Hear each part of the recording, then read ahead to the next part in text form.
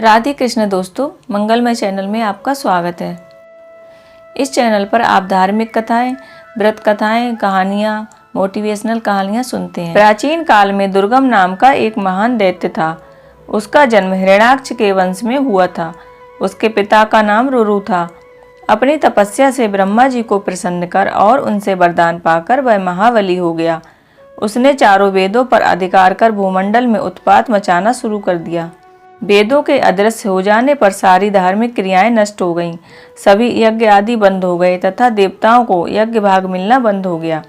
मंत्र शक्ति के अभाव में ब्राह्मण भी अपने पथ से भ्रष्ट हो गए। सारी धार्मिक क्रियाएं, मर्यादाएं नष्ट सी हो गईं। ना कहीं दान होता था और ना कहीं यज्ञ। इसका परिणाम यह हुआ कि 100 वर्षों के लिए पृथ्वी पर वर्षा होना बंद हो गई। तीनों लोकों में हाहाकार मच गया। कुआं, बावली, सरोवर, नदियां और समुद्र भी जल से रहित हो गए। समस्त वृक्ष और लताएं भी सूख गईं। प्राणी भूख प्यास से बेचैन होकर मृत्यु को प्राप्त होने लगे। देवताओं और भूमंडल की यह दशा देखकर दुर्गम दैत्य बहुत खुश था, लेकिन इतने पर भी उसे चैन नहीं था। उसने इंद्र की अमरावती पर आक्रमण कर अधिकार कर लिया। तब सभी देवताओं को शक्तिभूता सनातनी भगवती महेश्वरी का स्मरण हो आया। वे सभी हिमालय पर्वत पर स्थित महेश्वरी योग माया के शरण में पहुंचे। ब्राह्मण लोग भी उनके साथ गए। सभी उनसे प्रार्थना करने लगे, हे महामाये, आप सारी प्रजा की रक्षा कीजिए। जिस प्रकार आपने शुंभ, निशुंभ, धूम्राक्ष, चंडमुंड, मधुकैटभ तथा महिषासुर का वध कर संसार की रक्षा की है, उसी प्रकार इस दुर्गम दैत्य से हमारी रक्षा कीजिए। घोर अकाल पड़ गया है, आप अपनी लीला दिखाएं, नहीं तो यह सारा ब्रह्मांड शीघ्र ही नष्ट हो जाएगा। इन सब की हालत भगवती महेश्वरी से देखी नहीं। उस समय तीनों लोगों की ऐसी व्याकुलता भरी स्थिति देखकर देवी की आंखों से आंसू छलछला आए। भला 2 आंखों से हृदय का दुख कैसे प्रकट होता। अतः उन्होंने सैकड़ों नेत्र बना लिए।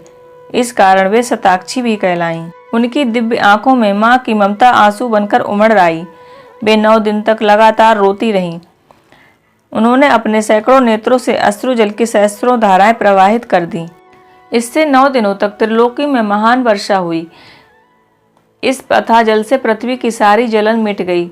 सभी प्राणी तृप्त हो गए। नदियों और समुद्रों में अगाध जल भर गया। संपूर्ण औषधियां भी तृप्त हो गईं। उस समय भगवती ने अनेक प्रकार के शाक तथा स्वादिष्ट फल देवता तथा अन्य सभी को खाने के लिए दिए। उन्होंने गायों को सुंदर हरी हरी घास और दूसरे प्राणियों को उनके योग्य भोजन दिया।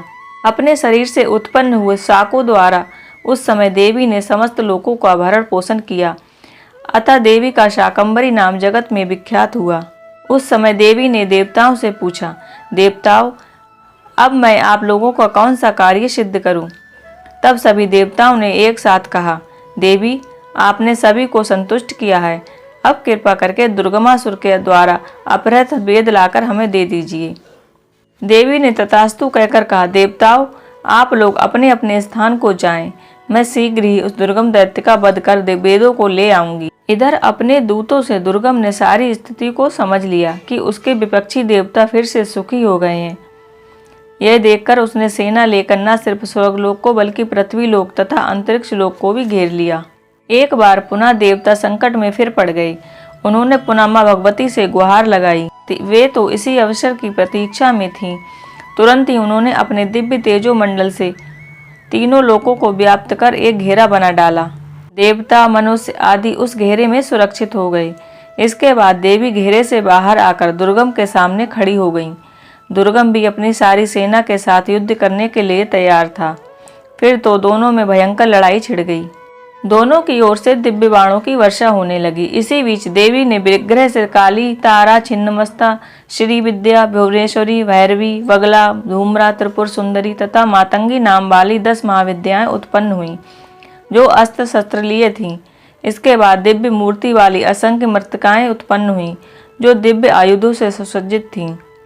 उन मातृगणों के साथ दैत्यों का भयंकर युद्ध हुआ। मातृकाओं ने दुर्गम दैत्य की सेना को तहस नहस कर दिया। 10 दिनों तक यह युद्ध चलता रहा। 11वें दैत्य सेना का विनाश देखकर 11वें दिन स्वयं दुर्गम दैत्य सामने आ डटा। वह लाल रंग की माला और लाल वस्त्र धारण किए हुए था। एक विशाल रथ में बैठकर वह क्रोध के वशीभूत हो देवी पर बाणों की बौछार करने लगा। देवी भी रथ पर आरूढ़ हो गई। उन्होंने भी बाणों का कौशल दिखाना प्रारंभ कर दिया। भयंकर युद्ध होने लगा। देवी ने एक साथ 15 बाण छोड़े। 4 बाणों से रथ के चारों घोड़े गिर पड़े। एक बाण ने सारथी के प्राण हर लिए। 2 बाणों ने दुर्गम की दोनों आंखों को, 2 बाणों ने उसकी दोनों भुजाओं को बींध डाला। एक बाण ने रथ की ध्वजा को काट डाला। शेष 5 तीक्ष्ण बाण दुर्गम की छाती में जाकर घुस गए। रक्त बमन करता हुआ वह दैत्य परमेश्वरी के सामने ही अपने प्राणों से हाथ धो बैठा। उसके शरीर से एक दिव्य तेज निकला जो भगवती के शरीर में प्रविष्ट हो गया।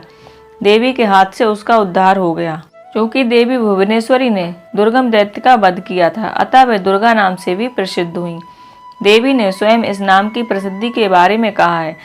देवी ने वेदों को पुनः देवताओं द्वारा ब्राह्मणों को समर्पित कर दिया। दुर्गम के मारे जाने पर त्रिलोकी का संकट दूर हो गया और सब और प्रसन्नता छा गई। इस प्रकार आज की कहानी यहीं पर समाप्त होती है। अगर वीडियो पसंद आया है तो हमारे चैनल को लाइक, शेयर एंड सब्सक्राइब करें। धन्यवाद।